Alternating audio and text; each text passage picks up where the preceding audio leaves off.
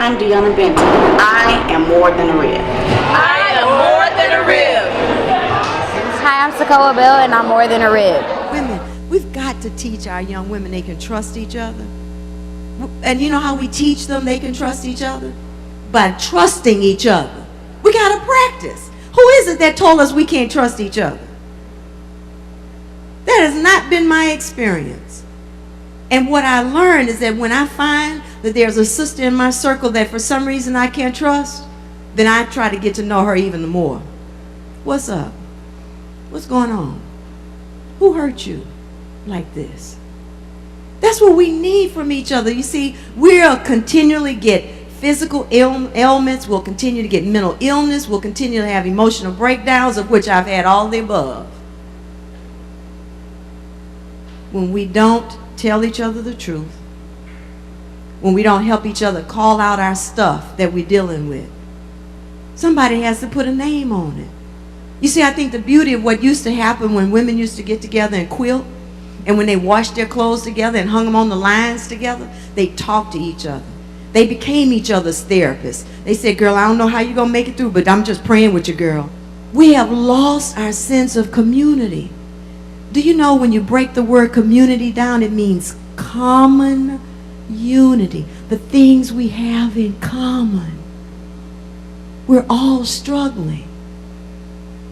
One of my mentors in print says, we are a people coming out of a struggle, moving through a struggle, headed to a struggle. Guess what? That's called reality. Get a grip, pull up your big girl panties and deal with it. But we don't have to fall apart. What about learning how to enjoy the moments of bliss? We have them. We have a moment when somebody says, girl, your hair sure is working. And we say, girl, oh girl, this ain't nothing. We discount that moment that God sent us as a bouquet of flowers. So we've got to learn how to be present, not only to each other, but present to ourselves, present to the miracles that God is trying to create in our lives. We have been blessed. But we have to take it moment by moment, counting up those blessings.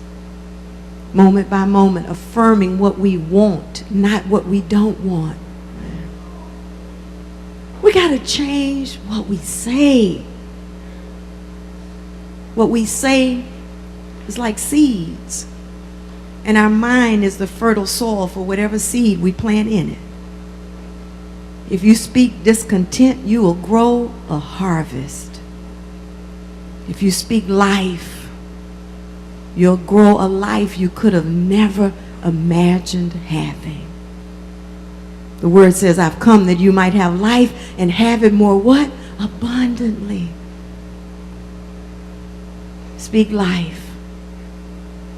Thank you for being here on behalf of Seven and his team. We want to invite you to join us now on the third floor, meeting some of the folks who are here to help support this life, this abundant life. And I want to encourage you to stop thinking of abundant life as things. I was listening to a speaker a few days ago, and she said that the difference between the Holocaust survivors who lived with joy and the Holocaust survivors who lived with less than joy, who every day was a reliving of the trauma. The difference between the two was the thoughts that were going in their head. We're all survivors. We're all surviving something. We've all survived something. You know how I know? Because if you hadn't survived it, you wouldn't be in this room. They have places for people who don't survive. Padded rooms, caskets. But you're still here. And some of us have survived the padded room. So that means there's life to be lived. And you have the key for what life's going to look like tomorrow by what you say today. So you want to know what I'm saying? I'm happy, I'm healthy, I'm sexy. I love how Marcus D. Wiley always talking about he bringing sexy back. He ain't bringing nothing back. Shoot, you and I holding up sexy, waiting on him to catch up. So I look in the mirror at myself, and I don't wait for Rudy to tell me how sexy I'm looking, because he might have something else on his mind. Like, how we gonna keep the lights on at the Bread of Life? So I look at the mirror and I say, girl, you know, you're doing all right. That exercise bike is paying off for your butt. And I like that. That's cute the way it kind of curves up under there like that. You go, girl. You see, I'm the only person with me 24/7. So I'm the only person in charge of Juanita's world. I'm happy, I'm healthy, I'm excited about my future. I am an author, a published author. Am I a published author today? No. I've written articles and they've been published, but has my book been written? Some say yes, some say no. I say no, because it hadn't been written the way I want to write it. I'm creative. Now I want you to sit there for a minute, and before we go upstairs, I want you to think of 3 things that you are, and I want you to share it to somebody you don't know. Think of 3 things that you are. I don't want to hear I'm a mother, I'm a doctor, I'm a sister, I'm a lawyer, I'm an ex-con. I don't want to hear that. I want to hear I am, and you say 3 things about yourself. Everybody in the room, think of them. 3 things.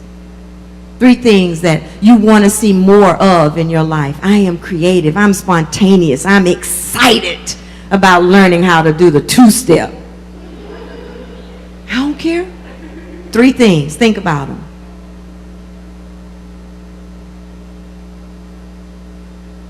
Dr. June, we're thinking about 3 things about ourselves that we want to affirm. I am.